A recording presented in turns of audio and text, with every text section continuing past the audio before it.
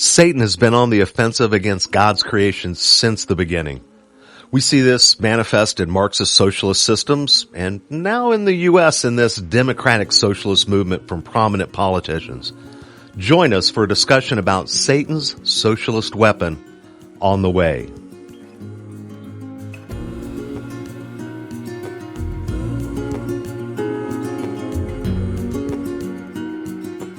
Welcome to The Way with Leslie King and Scott Grimmett. How it sways in the sun, keeping our stories in its motion. Now, this whole idea of socialism might seem kind of warm and fuzzy and appropriate, but I don't think a lot to people realize that it's coming straight out of Karl Marx's manifesto from 1848 or somewhere right in that timeline. And the manifesto intended to incite violence for a revolution. And really, it is at the core of its tyranny that all the evil comes out of it, the propaganda, or as he said, the glorious goal to believe in and create blind followers for the state. And it really is the tool for brutal dictators to actually oppress workers, oppress society, and there's been millions slaughtered under that umbrella. Yet, for some reason, we kind of tend to think that a modification of it in socialism is actually gonna, be different. The problem is Hitler's Mein Kampf was a modification slightly of it, and we know how that went. Mao's Little Red Book was another kind of writing that stemmed off of it. And so as we start to unpack this, we want to make sure that this is an evil that is should not be tolerated. Now, we want to have fairness in America, but we don't necessarily want to have modified communism. No, this is not the way to go by it. This is pure evil stuff. Few things have ever been written that have ever done more damage to the human psyche. And the pen being mightier than the sword, this is the greatest example of it ever. It is a great example of it.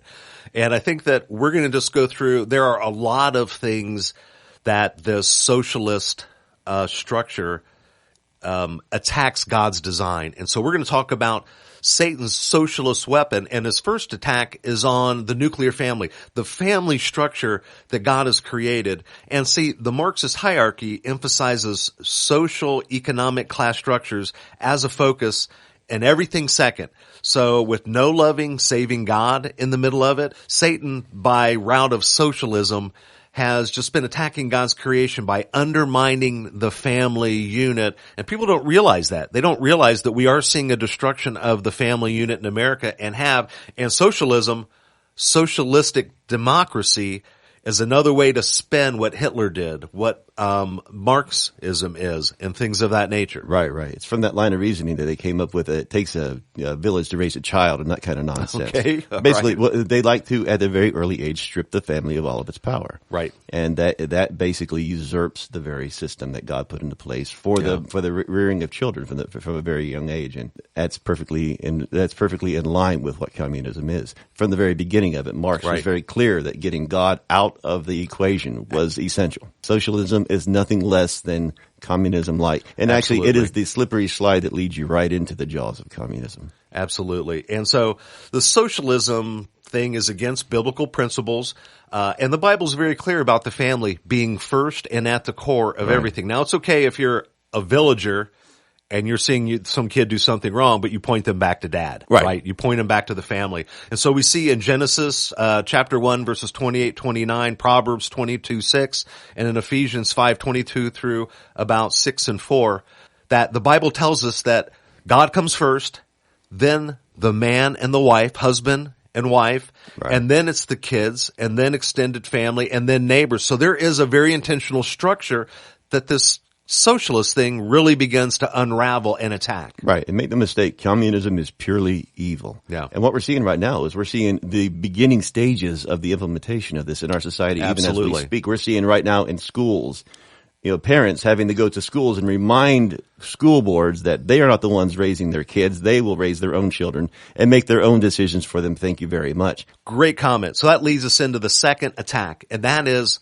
socialism through a communistic modification is attacking the responsibility of education. Right. Now, socialism states that it is the government that owns education. Right. And it basically strips all of parents and families of any input or responsibility. And clearly that is not what God has set up. And socialism, main goal is to educate and create prominent and dedicated followers to the state first and foremost. Right. And it's through the education that begins. Yeah, we see that. That mountain of influence was assaulted and taken many, many years ago, decades ago. Yeah. And we've been seeing, it has taken all this time for it to effervesce to this point where we're actually seeing it now. Okay, now it's coupling with the government. The government is now enforcing things within our schools that That's are basically usurping the family unit and taking choices out of people's hands. That's exactly that should never, ever, ever happen. Right. This foolishness, all it actually accomplishes, though, the root of this particular branch of this evil is to make it so that when a kid is being raised, they see with their own eyes, and the ambitious ones among them, those who have the motivation to learn and to from their environment around them. Yeah. What they see is, if I grow up and I love the state and I embrace the indoctrination that they're giving me, maybe I can become one of the people who run the things. Right. What communism and socialism does is basically it takes from everybody and gives to a few who are supposed to be the servants of everybody else, but they end up living like kings. Right. The oligarchs. Right. And so basically that motivates any child who is raised in that to basically side in completely, sell their souls, as it were, Absolutely. to the government so that they can become one of those minions that gets everything and puts the thumb on everybody else. Well, the trick of that is you can't change your stage in life or your social economic class. And so in Deuteronomy and in Proverbs, it's very clear that it says that a father or a family get up each day and talk to your kids and teach them about what's right, what's wrong, what's godly.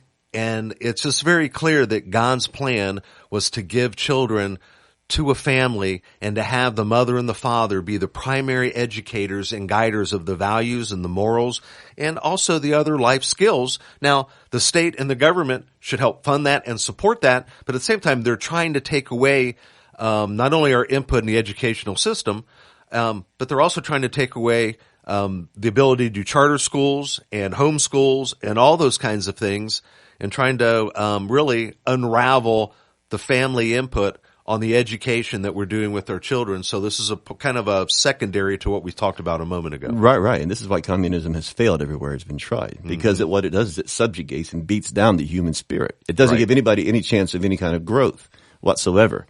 They would rather see everybody impoverished. Everyone impoverished, rather than to see anyone have equally impoverished, right? Equally impoverished, and if you study your history and you look at exactly what happens. That's exactly what happens. You look at Russia during the height of their USSR days. Everyone was impoverished. It was a third world country where everybody was driving old beat up cars if they had one and standing in bread lines. Right. You know, that was what that equality got them, and it's spat right out of the bowels of hell. And it's based on the sin of envy. That is the thing at the heart of it, that is just where the sins begin.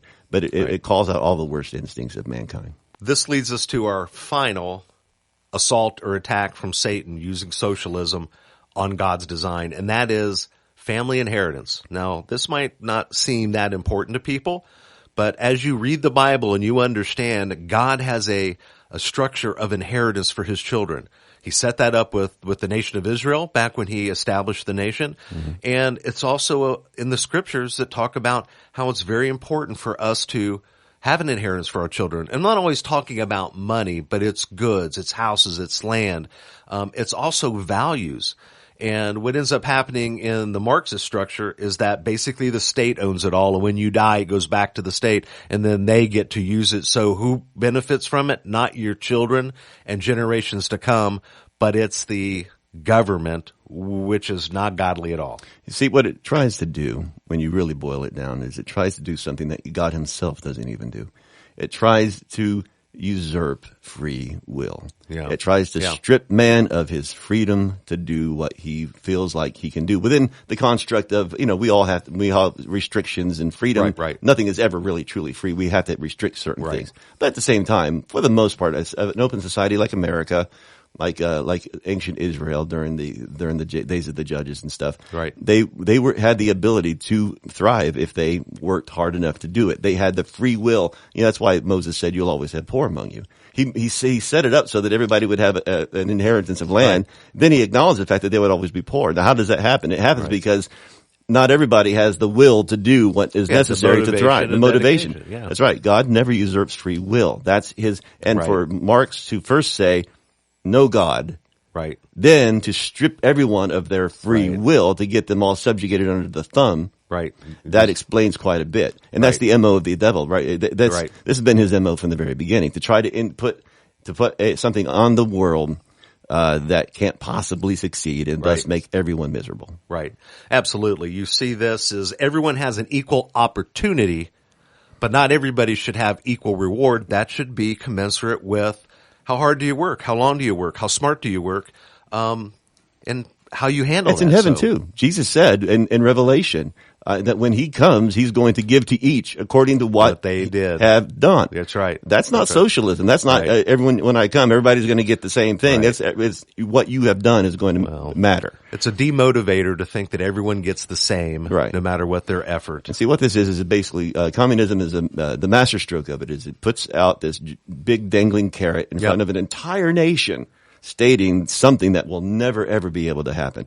No country will ever exist where everyone is getting everything super equal, because there will always be different gifts. There are people who have the ability to make money. That's a God-given gift. That's right. And they must be the ones who help employ others and help create prosperity for everybody else. Without that kind of ingenuity, without that kind of freedom, this dangled carrot of communism out there in front of people who are susceptible to it, all it will ever do is breed misery and poverty and strife and in the end, death. Right. And history tells us that. So if you ignore history, you're destined to repeat it. Yes, and that's the amazing part with everyone who subscribes to that notion.